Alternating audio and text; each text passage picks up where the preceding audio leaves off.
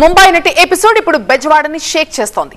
వారం రోజులుగా రకరకాల కథనాలు, అనేక ఆరోపణలు, ఏకంగా సీనియర్ ఐపీఎస్లనే టచ్ చేసిన ఈ కేసుపై ఇప్పుడు ఏపీ ప్రభుత్వం ఫోకస్ పెట్టింది.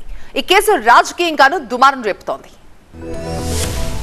కాదంబరి జత్వాని ఏపీ రాజకీయాలను షేక్ చేస్తున్న పేరిది.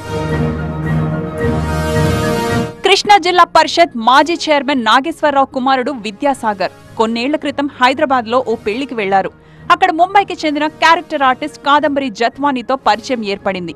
కొన్ని రోజుల పాటు ఇద్దరి మధ్య సన్నిహిత సంబంధాలు నడిచాయి. సీన్ కట్ చేస్తే ప్రేమ పేరుతో తనను నటి మోసం చేసిందంటూ విద్యాసాగర్ ఫిర్యాదు చేశాడు. తన దగ్గర ₹1 కోటి వరకు వసూలు చేసిందని ఆరోపించాడు విద్యాసాగర్. ఆ ఫిర్యాదుతో రంగంలోకి దిగిన పోలీసులు స్పెషల్ ఫ్లైట్లో ముంబై వెళ్లి మరీ ఆమెను అరెస్టు చేసి ట్రాన్సిట్ వారెంట్పై ఏపీ తీసుకొచ్చారు. కోర్టు ఆమెకు రిమాండ్ విధించింది. కొద్ది రోజుల తర్వాత బయటకు వచ్చిన ఆమె హైకోర్టులో క్వాష్ పిటిషన్ వేసుకుంది. ఇప్పటికీ ఆ కేసు విచారణలోనే ఉంది. ఇదంతా కొన్ని నెలల క్రితం జరిగింది. ఇప్పుడు ప్రభుత్వం మారటంతో మళ్లీ ఈ కేసు తెరపైకి వచ్చింది. ఈ కేసులో ఒకప్పుడు నిందితురాలుగా అరెస్టైన జత్వాని తాను బాధితురాలినని అంటోంది.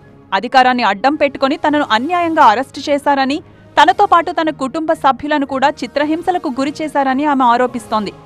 ఈ కేసు విచారణకు విచారణ అధికారిగా ఏసీపీ స్రవంతి రాయ్ని ప్రభుత్వం నియమించింది. ఈ కేసులో చాలా సీరియస్ ఆరోపణలు ఉన్నాయన్నారు విజయవాడ సిపి రాజశేఖర్ బాబు. కేసు మెరిట్స్ ఆధారంగా విచారణ జరుగుతుందన్నారు. సీనియర్ ఐపీఎస్లపై ఆరోపణలు కాబట్టి డీజీపీతో చర్చించి ప్రతి విషయాన్ని క్షుణ్ణంగా పరిశీలిస్తున్నట్టు సిపి రాజశేఖర్ బాబు స్పష్టం చేశారు.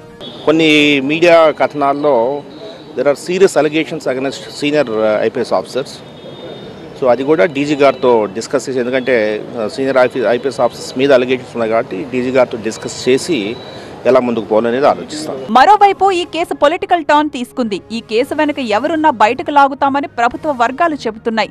అయితే కొందరు అధికారులను కావాలనే టార్గెట్ చేశారని వైసీపీ ఆరోపిస్తోంది. ఈ కేసంతా ఓ డ్రామా అని కొట్టిపారేస్తోంది వైసీపీ.